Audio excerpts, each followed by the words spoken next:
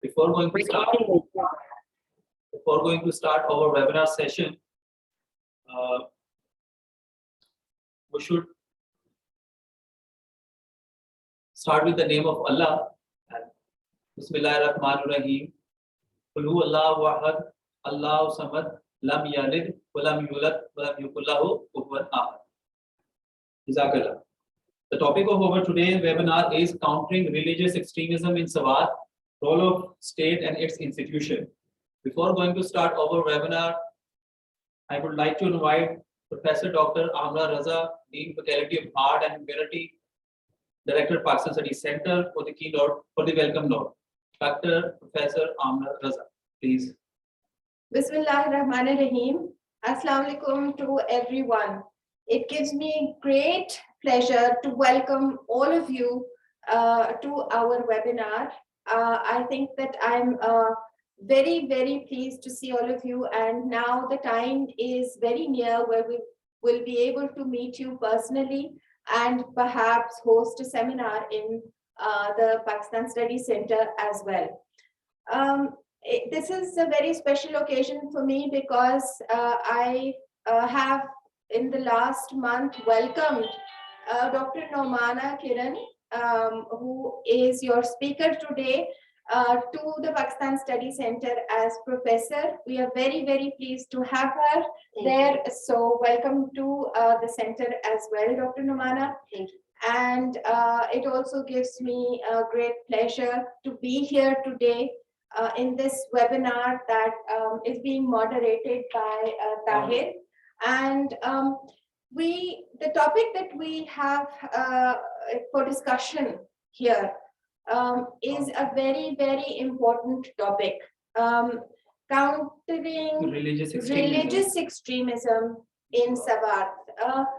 This topic is and has been the bone of contention. It has also been aired a lot in international communities looking to Pakistan. It has also been discussed by the border states. And one of the major elements that has been talked about is the use of religious narratives in the propagation of this extremism. I'm sure that in today's webinar, Dr. Nomana will give us new insights into this conflict. What is more important is that she will maybe also talk about how to counter this, and in countering something, you also have to take into account the effects of things as well as the causes of certain the conflict itself. So I'm really looking forward to today's talk, and I'm very, very glad to have you all here. Thank you all very much for attending. Thank you so much, Professor Dr. Amna Raza. Now I would like to invite Dr. Nomana Kiran, Professor, Pakistan Studies Center, University of the Punjab. She has published a couple of books. She has published many. She has published many research articles in national and international journals. So for the keynote speech, I would again like to invite Professor Dr. Nomana Kiran, please. Thank you, Tahir. Will you please share the PowerPoint presentation?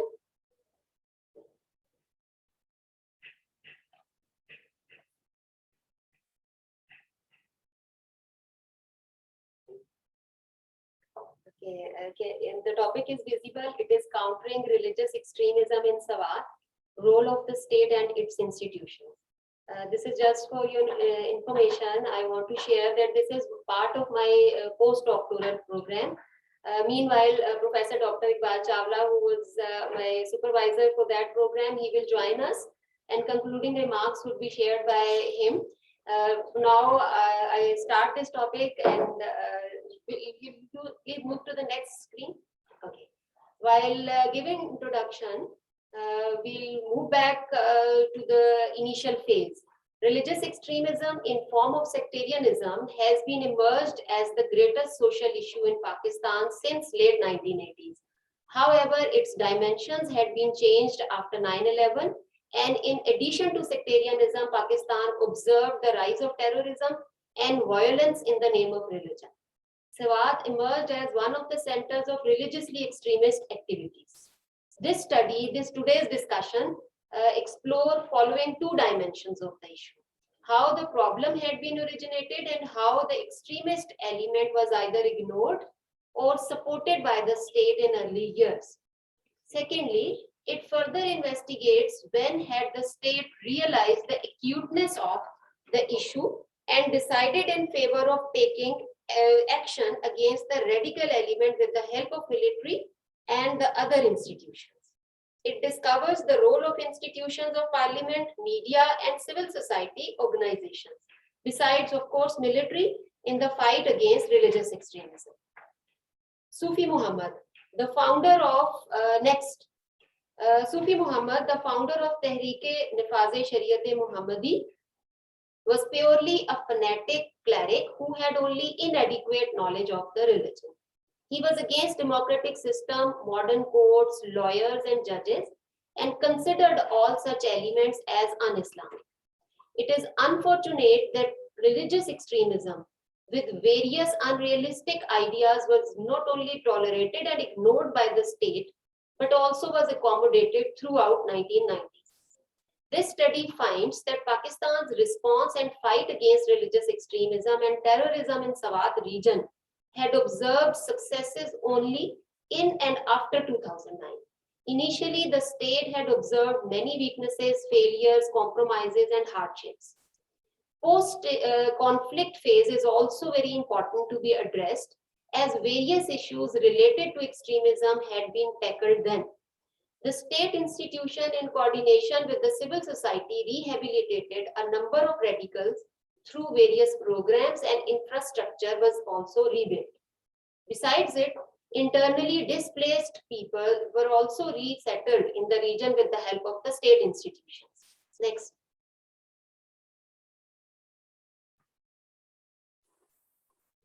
On the one side, you can see map of NWFP, and on the other side, there is map of Swat district. Will you please move to the next slide? We'll move to the origin of the issue. Swat, a plural society, observed a new phenomena of religious radicalism after the end of Afghan Jihad in 1988-89. Thousands of veterans of Afghan Jihad were in search of new avenues of exerting their energies and expertise. Many of them turned towards Kashmir Jihad and others diverted towards sectarianism. Sufi Muhammad was one of those veterans of Afghan Jihad who founded sectarian religious political parties, and he founded TNSM, Tehreek-e-Nafaz-e-Shariat-e Muhammadi, in 1989, and according to some other traditions in 1992. Its major objective was to enforce Wahhabi Sharia law in the country. He was against modern system of government, including all of its norms, values, procedures, and institutions. He was further against inclusion of women in public sphere, women education, and job opportunities for women. The TNSM staged a mini-insurgency in 1994 to materialize the objectives of the party. The militants of TNSM occupied local airport, blocked highway between Pakistan and China, and took out many demonstrations. The state had not realized the seriousness of the issue at that time and surrendered to the demands of TNSM. Nizam-e-Sharia regulations was introduced in 1994, which mostly dealt with the internal procedures of the court. Qazi courts were also established under it in that region only, that was Swat. TNSM, while using Sharia law, continued its practice of challenging the writ of the state. TNSM was not satisfied with the move of the state. It rejected land revenue system too. It regularly arranged sit-ins, took out demonstrations, blocked roads on several occasions. The state once again surrendered, and Sharia Nizam-e-Adl regulations 1999 were introduced, which recommended for modification in 1994 regulations up to the level of satisfaction of TNSM. On this left side, you can see Sufi Muhammad, and on the other side, Mullah Fazlullah is there. Okay, the phenomena entered a new phase of its existence in post 9/11 era. On one side, that was very crucial period for Pakistan, as all of you know. On one side, state of Pakistan stood with NATO forces to fight against Taliban in Afghanistan. But on the other side, Sufi Muhammad led his militia of 10,000 men to enter Afghanistan without any difficulty, as border forces had not stopped Sufi Muhammad's forces. Unfortunately, almost all of the militarists were either killed or arrested. They were not trained. They did not have weapons. They were either killed or arrested by anti-Taliban factions in Afghanistan. Sufi Muhammad returned.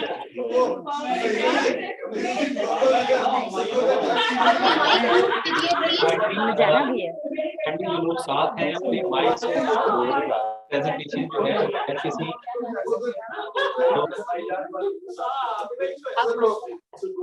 इस mic mute कर दें thank you Okay. Sufi Muhammad could manage to return back with few of his devotees. Although TNSM was banned in January 2002 along with other religious extremist groups, yet fundamental causes of religious extremism were not addressed. Maulana Fazlullah, son-in-law of Sufi Muhammad, we have seen his picture in the last slide. Maulana Fazlullah or Mullah Fazlullah, he was popularly known with Mullah Fazlullah and Mullah Radio even. He was son-in-law of Sufi Muhammad and he was released from jail in 2003. He introduced some innovative steps to popularize his cult and founded an illegal FM radio in 2006. Besides TNSM, Sawat observed the emergence of Tehreek-e-Taliban Pakistan too in 2005. Mullah Fazlullah was appointed as leader of TTP, Tehreek-e-Taliban Pakistan Sawat chapter, in 2007. He also claimed that TNSM was component of the TTP. People of the region supported him for the time being, socially, morally, and financially, due to his articulate speeches, high hopes for future, and then due to Lal Mosque operation in Islamabad. Fazlullah announced jihad against Pakistani military, and attacks were materialized against Pakistani security forces and government servants also. Pakistani Taliban, specifically in Sawat, gradually started adopting fierce attitude and proved to be more ruthless than Afghan Taliban. They either burned or closed large number of girls' schools. Opponents as well as culprits were publicly beheaded, and videos were circulated among masses to spread horror. Local khans and the institution of Jirga was also not safe. Writ of the state was totally collapsed. Many government and police officials had left their jobs to save their lives and dignity. Next. This part of the presentation looks into the role of these four institutions in the process of countering religious extremism in Sawat: military, parliament, media, and civil society organizations. We will discuss one after the other. Next. Role of military was definitely very prominent. The situation explained in the first part of the presentation led the state to commence military operation. Operation Rahe-Haq, the Path of Truth, in Sawat in November 2007. Initially, 3,000 troops were sent, which later on added with 5,000 more. The militants quit and left all government installations from November to December 2007. The militants quit. They did not fight vigorously against the military at that time. However, guerrilla warfare was continued by Fazlullah's forces from outside of the Malakand division, and their support group within the territory also remained active. The first episode of the Operation Rahe-Haq resulted in displacement of millions of inhabitants to other areas. The operation observed temporary halt as peace agreement was signed between the extremist militant and the state in April-May 2008. The peace agreement proved to be a failed policy of the state, as it gave enough time to the retreated extremists to regain power. and to return back with more force. Second phase of Operation Rahe-Haq was started finally in July 2008, which continued until the start of the new year. The radicals in response started destroying schools and killing security personnel with more vigor. The operation was followed, unfortunately, by another peace deal without reaching at final success. The state could not arm militants under the agreement. That was another failure of the state because agreement had been signed, peace agreement had been signed, but the armed radicals could not be disarmed. And the state could not provide security to the followers of the other sects than Wahhabi sect in the region too.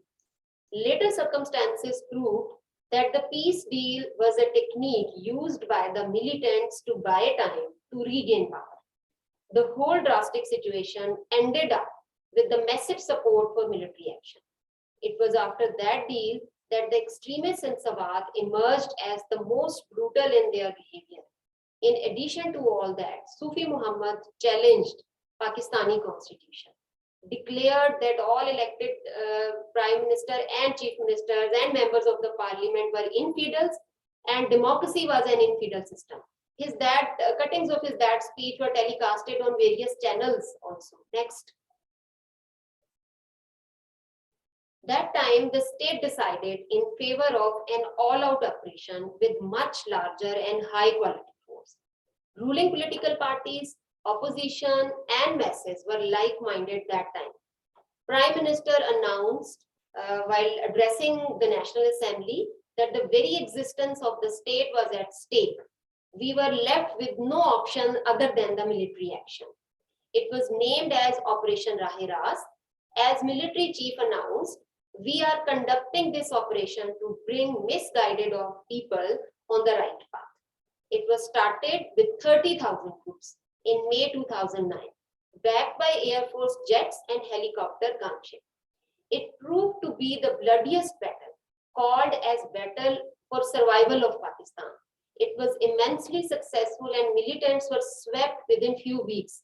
The military regained control of Mingora till the end of May, and the other parts which were under control of military were also regained. Next. Now we will discuss role of the parliament.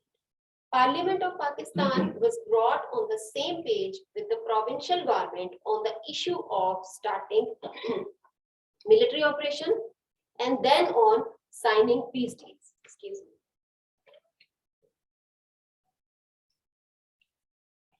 Then on signing peace deals one after another with the militants.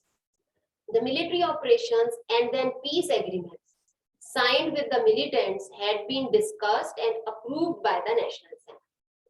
The special cabinet meeting was called in which chief ministers of all 4 provinces, Prime Minister of Azad Kashmir, gave their consent on the policy.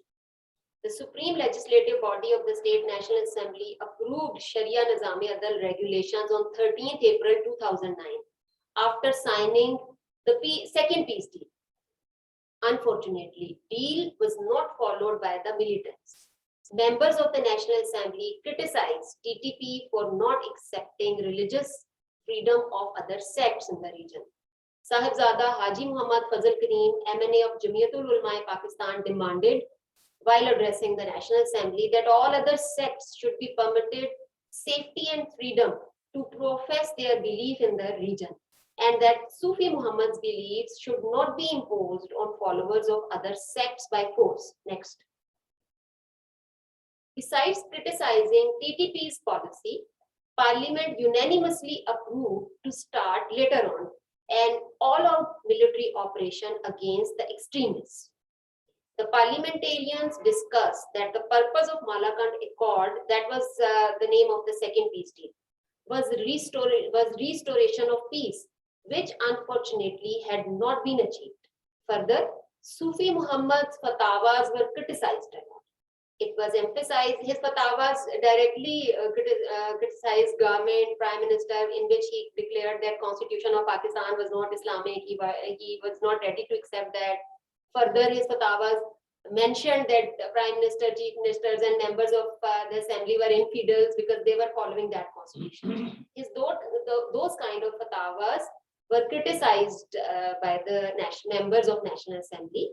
It was emphasized by MNAs that Pakistan is a Muslim state with Islam as state religion, and most of the members are Muslims, and that no Sufi had right to declare members of the parliament as non-Muslims.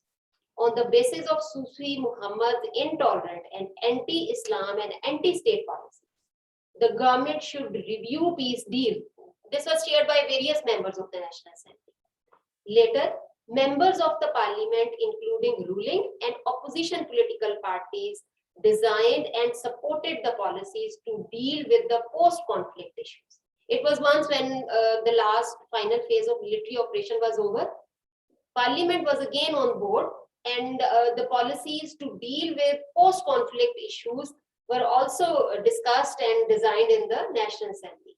Federal government formed a special support group to assist the provincial government also to deal with the internally displaced persons. Next.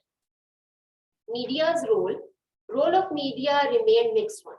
Peace deals on both occasions were signed under pressure from media and local public. From local public, because most of them were displaced, they had to leave their homes, so they were pressurizing the government that peace deal must be signed so they could return back to their home. Media, along with the various sections of the society, considered at that time that the deal was the only way out to lessen the difficulties of internally displaced persons. So media openly criticized military operations at that time. But later circumstances, especially brutality of TTP in Swat and its dealing with the female, led media to change its stance, and it also started demanding for another military operation. Next. Civil society organization. The role of civil society organization was multidimensional, and it was very important. Civil society organizations stood with the state in its policy of military operations and peace deals in initial phase. It supported the state, but later on, during the military operations, when thousands of internally displaced people were in camps, civil society was in the front lines to support and help those IDPs. It helped them after even the end of military operations. Civil society organization helped IDPs to resettle after the restoration of the territory. Civil society organizations' most crucial part in the whole scenario was observed in the post-conflict phase.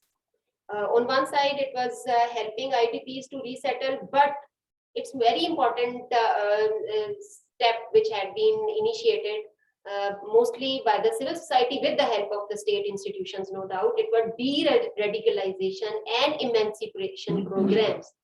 De-radicalization and emancipation programs which were initiated in Swat. Around 2,500 militants who had been arrested during Operation Rahe Rast were psychologically treated in two prominent rehabilitation centers, Sabaun and Rastun. 4-tier program was initiated there, including education, vocational training, counseling, and therapy. The earlier one, Sabaun, was reserved for trained teenage suicide bombers, whereas the former one, Rastun, was fixed for rehabilitation and treatment of militants of age group between 19 and 25. The third center, Mashal, was open to train families of militants under training, the militants who were under training. So families might take good care of their children with proficiency. The role of female-led CSOs had been remained commendable, as they, especially Paiman and there was another Amnonisa, these were two different female-oriented CSOs. They had introduced a lot of training programs for mothers and teachers. The program initiated for mothers trained uneducated mothers to detect early signs of inclination towards radicalism among their sons. The mothers were also equipped with the true knowledge of Islam related to jihad and other relevant issues. So they can discuss such issues with their male family members and with their children also. Such identified kids who were identified by their mothers Such identified kids could be brought to the training camps established by CSOs where they were rehabilitated. Teachers were also trained to save their children from extremist ideas and behaviors. Next. While concluding, I would say the study has reached to the conclusion that no effort of the state can bear fruit until all its institutions are not brought in the line drawn by the government. Neither military alone nor media or civil society can get success against extremism single-handedly. In case of Swat, in the first phase, the military had started operation against the radicals, but media, civil society and general public had not been taken into complete confidence. So media and public started campaign for signing of peace deals without reaching to the true results of military operation. However, it was after regaining power by the militants and violation of the agreement by the militants that all institutions of the state started raising voices for an all-out operation. Media started campaign on large scale for the operation, and civil society organizations were also raising voices against violation of human rights in TTP-controlled region of Swat. It was in that scenario that Parliament discussed the situation of Swat in detail, and then Cabinet and Prime Minister issued statements for the start of military operation. Military had completed the operation with full force with complete backing of the elected and non-elected institutions. Meanwhile, all state institutions handled with the crisis of IDPs successfully with the help of CSOs. However, it was post-conflict period when true support and worth of the CSOs had been observed. They introduced long-term programs to secure youth from radicalism. It is worthy to be mentioned that post-conflict issues had also been handled jointly by all state institutions, and effective governance system had been restored there, which is still prevailing there. Thank you. Thank you, Dr. Nomana Kiran, Professor, Pakistan Studies Center. This was really a wonderful discussion, and particularly on Swat issue, as well as in Pakistan. So now it's time to move to the answer question session. So I would like to ask the audience, please, if anyone have any question, please, he and she can ask. I will welcome Dr. Muhammad Iqbal Chawla. He has joined session. I could not know when he had joined, but I'm very much thankful. Is there anyone who wanted to ask any question? Please, he and she can ask any question.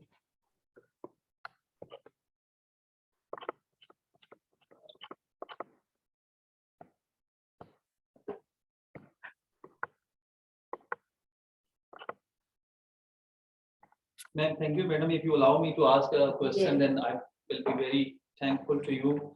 Ma'am, when we have seen that the Pakistan, right after the creation of Pakistan, we have come across different phenomena, the problems, particularly in northern areas that are related to extremism.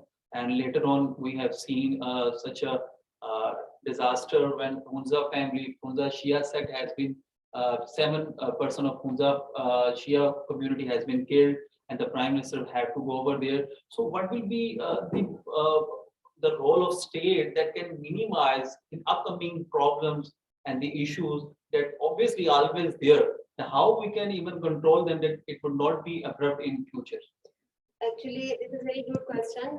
I think long-term steps should be taken by the state, and those long-term steps can be taken through education.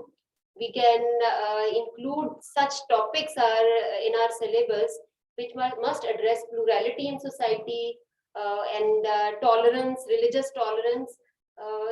And this is long-term process. But besides it, our Maulanas or Maulvis who address the common people in khutbahs, Juma prayers and other prayers, they must be trained. Some training sessions should be arranged for them So they could be inducted with this idea that in their addresses, they should talk about plurality in society. They should talk about tolerance in society. These are few steps which state can initiate. But besides it, women can be included in longer term in this process. Not only civil society, female-led civil society organizations can achieve this task, but besides it, some training sessions should be arranged for the females in colleges, schools, general females. I have discussed in my presentation that mothers were trained, uneducated mothers were trained to detect early signs of violence among their children, and they could report back to the institution. Such training sessions could generally be arranged for the female and other children, where they should be taught with the ideas of religious tolerance and plurality. Thank you so much, ma'am, for this wonderful answer. Yes, Asif. Ji, Assalamu alaikum. Walaikum salam. Ma'am, you have explained well the tenure of Operation Rahe and Sufi Muhammad's role. But during that operation, one thing I observed in that time, Parliament passed a bill regarding the Sharia bill, and then military, you can say, enforced them to not to pass that kind of legislation, and then they started military operation. Yet you have told that with full force and backing with the military air force and type of things. So what was the real stance of the Parliament at that time? Kindly. Thank you, Asim. In fact, you are right. You are right in a way. After second peace deal, Sharia regulations were passed. Second peace deal. And that was the time when state was on the same page with the military, because then peace deal was signed with the support of military also, because media, general public, civil society organization were all pressurizing the state for the peace deal because of the difficulties of IDPs. So the timing was different. But once within a few weeks, when brutality of TTP was coming on the scene, then Parliament once again discussed the issue, and it was decided that no more peace deals would be signed. Now military action, final military action, strong military action would be taken. So then Parliament also came on the same page that now military action was the only solution of the problem. So timing was different. Thank you, ma'am. Thank you so much. Thank you so much. Assalamu alaikum. Ji, please, Mohammed. Hassan. Yes, sir. I am Mohammad Hassan, former student of History and Department of History and Pakistan Study. My question, I have two questions. One is basically general, and the other is specific with the relevant with the presentation. So my question is, what is not extreme? What is not counted as extreme in modern age? It is basically a general question. And the question, second question is, what type of ideology of jihad were introduced by civil societies as a counterweight to reduce the popularity of extremist version of jihad against Sufi Muhammad version of jihad? As well as your first question is concerned, extremism is which is not in the balanced way. One, either it is on the lowest or the upper extreme, that is extremism. If you adopt if not from religious point of view, we go to the ideology which has been given by religion, by Islam, Holy Quran and Sunnah, and we don't try to impose our ideology and thinking on other, then this is balanced approach, I guess. Religious freedom has been given by religion, and that in that religious freedom, various sects can exist in a society. But imposing one's idea or sectarianism or ideology on other is extremism. As well as your next question is concerned that what kind of idea was given of jihad was given by civil society.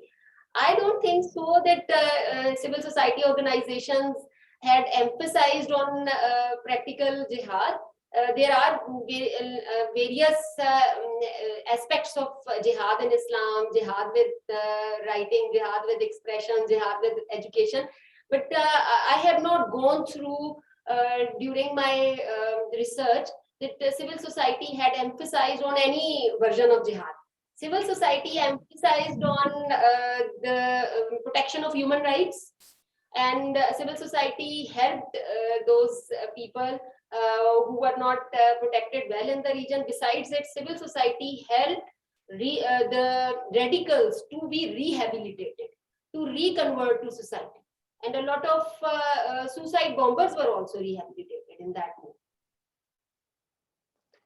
Thank you, ma'am. Thank you. Thank you. Anyone else? I think so. We should move to the concluding remarks. For the concluding remarks, I would like to invite Professor Dr. Iqbal Chawla, who's former Dean, Faculty of Art and Humanity, Director of Pakistan Studies Center, University of Punjab. So please, Professor Dr. Iqbal Chawla Sahab, to say a few words on this session. Mic on. Unmute कर दो. Thank you so much. I'm very delighted to see Professor Nomana Kiran delivering a very extensive, comprehensive lecture cum presentation on extremism in Pakistan, the case study of Sawat. Let me start by saying this, that when we, along with my colleagues and students, went to Sawat in 2006, summer vacations and study trip, that was probably the last visit we had. We used to, visit every part of Sawat, but especially when we go by bus, you had to take on rent the wagons and the vans so that the student can go to Kalam, Madian, Bahrain, etc., etc. And we used to stay usually in White House Palace. So what happened is, that was our last visit. That driver in which I was sitting with late Dr. Mazaulak Shah Sahab and Dr. Badait and etc., etc. That, you see, what we listened from the driver, he said, oh, Professor Saab, stop. We cannot, allow students to sing songs or to female students to roam around the market. You need to be careful. We asked what happened. He said, look at the top of the hills. There are so many training camps, and Sufi Muhammad and their followers are receiving training. And I asked, who is providing them the arms and ammunition? And he said like this, keep silent.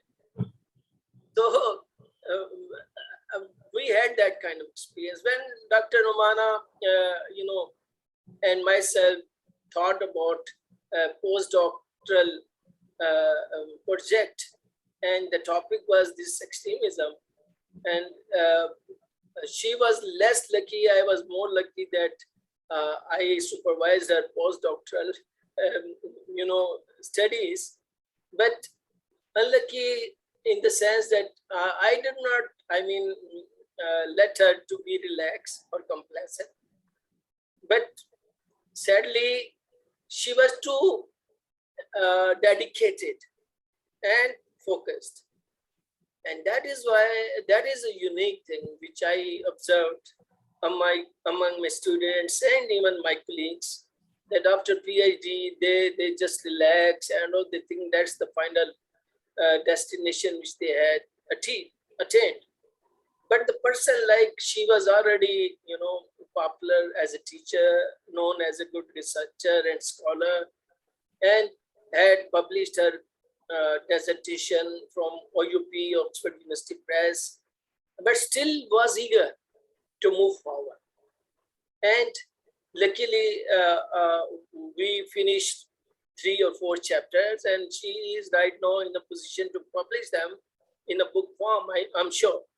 And also I would congratulate her on her publication of People's History, which was her, again, MPhil thesis with me. And she, even that period, was very hardworking, and that is why she got #1 position in MPhil. That was our second batch, and postdoctor was our first batch, not only first batch of our department and university, but also Pakistan. That is the first postdoc, fellow of Pakistan. So in that sense, she, in her credit, had so many feathers. Now come to the job, presentation. Luckily, I also co-authored this, article and project. So if I'm not wrong in recollecting, because I could not listen a presentation thoroughly because some guest came suddenly, and you cannot avoid this, guest. What was our aim basically? The aim was like one of our scholar asked that question: what is extremism? What are the origin and growth of extremism in Pakistan? Why should we call it radicalism? Why should we call it terrorism? And we avoided the word terrorism. Terrorism was the description and the terminology which is given by the West to defame and to malign Islam, and especially Pakistan. So when we became sensitive, the sensitivity is a very important word in religion, and like I said, the tolerance. Tolerance cannot come until you are sensitive. Sensitive is you are very cruel in passing judgments and commands which may hurt somebody. And like extremism, like Hassan probably asked the question, it's very difficult to measure that kind of words and action which could be described extreme or moderate. But Dr. Mana has rightly said that Quran and Holy Prophet, if you look at Khutbah Hajjatul Wada, look at what he says. So he says that whether you are Arabic or black or white or whatever, so if your actions, your deeds are good, and deeds are measured with your husne asfa, your good behavior. So what you observed in Sawat, like I said, in 2006, we have observed that there was a training camps being probably remained unnoticed. Why remained unnoticed by the state? It was the military government. Why did not they check that the extremism is emerging here? Why they failed to, but these are the sensitive things. That is why her study was more challenging to gather, to collect the empirical evidence. How to collect empirical evidence until we probe into the secret reports, which is not available easily. So we had to rely on most of the time on the secondary sources. Of course, the debates of parliament and the acts and ordinances were included that to understand or to comprehend the phenomena. But had we given the secret reports, how these emerged in Swat, nonetheless, we tried to understand that there was a historical connection starting from Tehreek-e-Jihad of Sayyid Ahmed Shaheed and all that, Balakot and that region. We have seen that religiosity was there, religious fervor was there, religious feelings were there. But sadly to share with you that starting from Zia period, when we declared jihad against Soviet Union to support Afghanistan, So naturally, that was a backlash. We opened up, mushroom of madrasas were opened. And who were the preacher and teachers? They had little knowledge about it. The Islam, more they encouraged the people for extremism, to take up the guns, and if somebody does not agree with your faith, lifestyle, or ideas, torture him or kill him. That is what they call it a jihad. So that was a very, what happens is, it is very easier to detract and spoil one person or group of persons and a nation.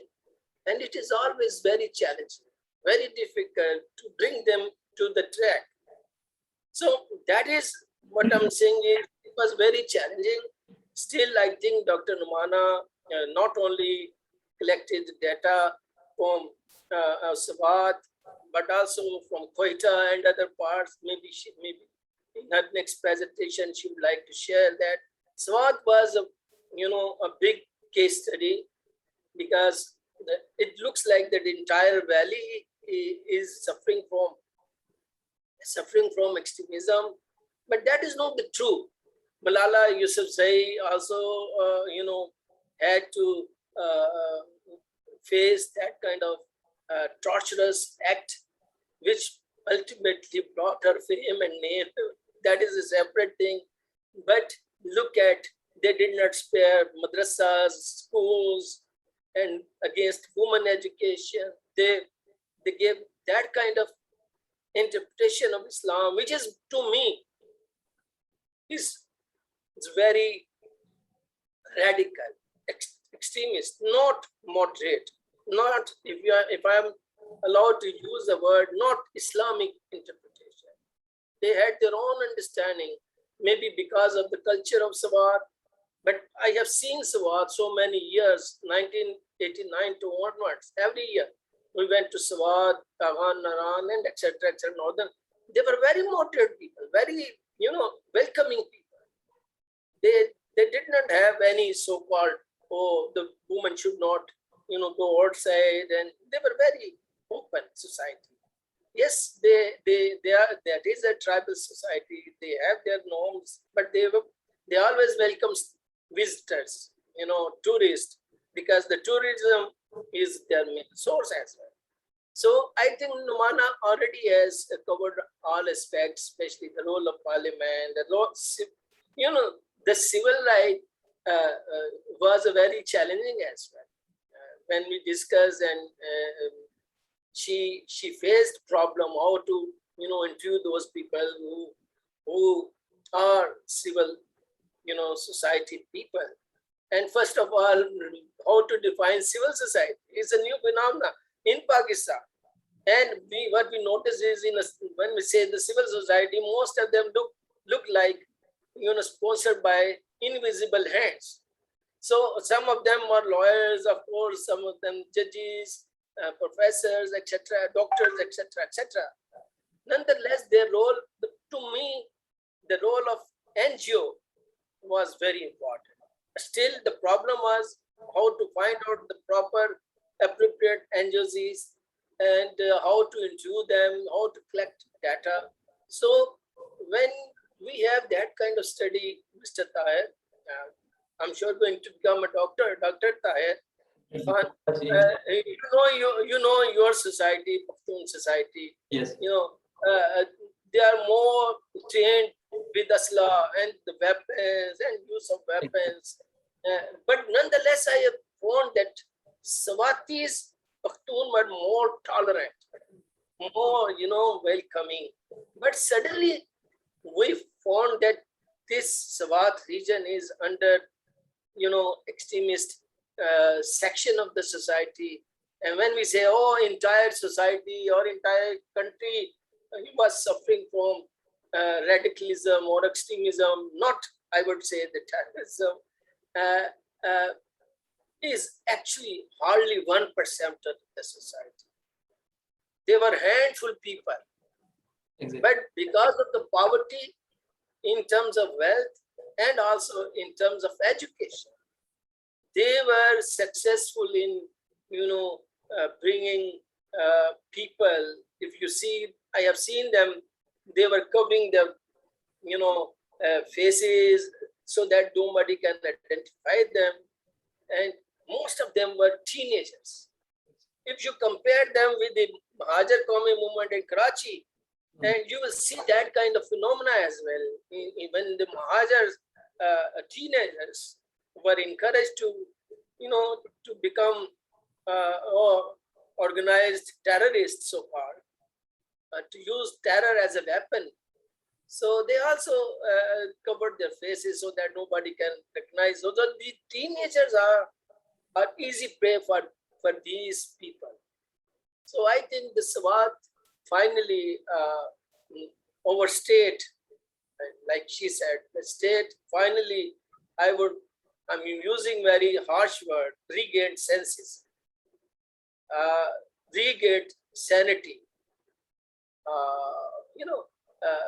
We need to curb that movement. We needed to curb it or suppress it, and we were successful.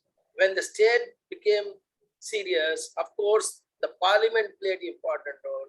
Action plan and the army played very important role. Army and the law enforcing agencies, and more importantly, the people of Swat, they themselves, most of them, 99.9%, I believe, were law-abiding citizens, very tolerant. When we took them on board, automatically this, so-called the network or nexus of extremist, groups here, we were successful in curbing down. We have not yet weeded out. Still, there are signs after the fall of Kabul. You can say that it can once again become vulnerable region where religion as a political card could be used by people who are not responsible, who are not faithful to Islam, neither to state or Pakistan. So I would say that, I am enlightened with the presentation, and suddenly I'm recalling what we had been discussing and how she worked, and that is why some people may say, oh, these are the things when you see in your teachers, how they behave, how they talk, are they doing something productive? If they are doing something productive, thereafter collecting data, knowledge, wisdom, and writing something. Before writing, they have to internalize the phenomena. They have to meditate. They have to pass through the thought process, and then bring that kind of paper and presentation. It's not copying and pasting. That, oh, you took the one phenomena and it's not. It's her understanding. It's her analysis. Right? It's her organization. And maybe I just try to detract, like I said, but her destination, her goal was, her objectives were clear, and in light of that objective, we developed the hypothesis, and we finally she has concluded. But we were very responsible as well, because if I write, I might have been more hostile in my writing. We were careful because it's a university. She is a serving professor, and we have to be carefully articulated our ideas so that we could easily find out the invisible. They were visible for us, could easily, how can we spare Zerlak? How can right now the people are talking directly about Pentagon? I have been saying since I was a student at Qaeda University that Pakistan is being controlled by international establishment. Now the term is very popular even in electronic media. I use that term for last 20 years. And when the Americans used to deliver lecture in our department at university, I always challenge them that in Afghanistan, you will face defeat. Why? Because that is a historical lesson we need to learn, which Imran Khan has been saying rightly, that in Afghanistan, not any single superpower was able to, conquer Afghanistan completely. Of course, they subjugated it. So anyhow, Dr. Numana, we are happy, we are proud of your work, and let me congratulate you that I could not come to Pakistan Study to say you that now you have joined Pakistan Study Center as a professor. You were also there, a professor in history department. I wonder why you left that. That was a position, very unique position. You already 5 people had become professor. I'm sure remaining to Dr. Maqbul Aman and Ghazi Saab, they certainly would join that kind of rank as well. But whether you are a lecturer or professor, the more important thing is, are you delivering the goods or not? Are you teaching? Are you doing research? Are you encouraging your youngsters or students so that they can enhance their knowledge? And like yesterday, I was lucky that Tawheed Ahmed Chatta quite successfully defended his PhD dissertation in the history department. And so now, luckily, our students are everywhere in the universities. So that is a main contribution of Department of History and also Pakistan Study Center, that we provided trained historians and trained professors to other universities as well, not only our university, because all of them are our students from this university. So Dr. Numana, I would not compare her with anybody. She is not be compared in any sense of the word when it comes to hardworking. I'm not saying she is most intelligent. I never like to be called as intelligent. I was never intelligent. I believed in hardworking because I was a sportsman. I believe that I used to use the word crafting, play properly, focus. But that is a dilemma that in sports, no, everybody can't learn from sports even. In sports, there should be a sportsman spirit, but sportsman spirit does not come.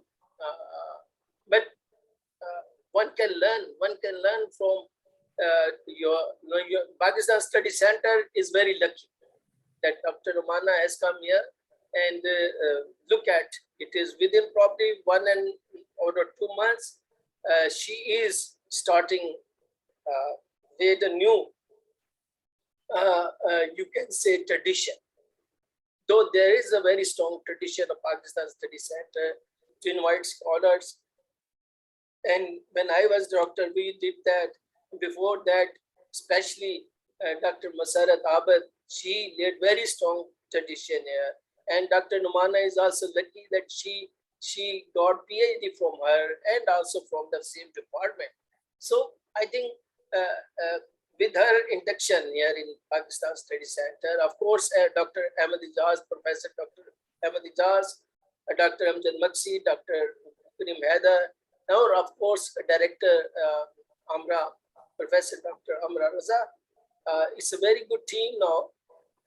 I'm told that you are registering, enrolling MPhil and PhD students. So you once again put it to the right track. So Dr. Numana, and I congratulate you because I'm really illuminated with your presentation, and thanks that you reminded me about my past individual journey, and especially your colleagueship from 2005 to, or before that, your MPhil a student, and I was supervisor, and like 2003 to 2021, we are together as a scholar, we are learning from each other. I also learned a lot from you. It's not one-way process that only a student learns from the teacher. Teacher also learn from the students, and it does not mean that if you become a professor like me, and if you academically you are at the top of university affairs or dean or director, it does not mean that you should stop here.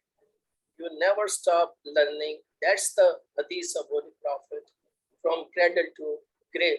You have to learn. So I congratulate you and Dr. Amra Raza and Pakistan Studies Center for such a wonderful opening. And I hope that kind of tradition, I'm sure that Dr. Karim Haider recently has done probably PhD. He would like to share his, dissertation, and same should be, Dr. I'm very fond of Dr. Ahmed Ijaz. He every year probably brings a new book and always focused on reading and writing. He should also share like that kind of presentation. Dr. Amjad Maksi is outstanding. He can speak extempore. His memory is very good, brilliant. He's a brilliant student, scholar, professor. So I'm sure, like if you know Numana, when I came from England after my postdoc, I said, Lord, let's develop a culture that let's start from teachers who have recently done their PhD. So in 2013, I was pushed that I as a teacher should take start of that weekend program. But after that, what happened, that nobody carried on that kind of tradition. Then once again, 2018, if you can remember, I once again insisted my colleague, oh, let's start this culture. Why not we should go to the student? Let's have a feedback. But I'm very happy that only 2% after me, Dr. Raz and Dr. Luchana, they were successfully, presented their presentations and got the feedback, which was wonderful. It's not feedback important. It's more important, go and reconnect with the students. That is more important. So you have reconnected or connected, probably it would be the proper word, first time to the students of Pakistan Study Center, and of course your old student and friends. So that I think so should continue. So I congratulate once again. Thank you very much. I actually thank you very much. I don't want to share. Thank you, sir. I'm personally grateful to you for your presence, your kind words, and your concluding remarks. I have learned throughout my education since MPhil and during my career a lot from you. You have taught to the students, like you have taught me without like enforcing anything. You teach with your actions and words, which is very important.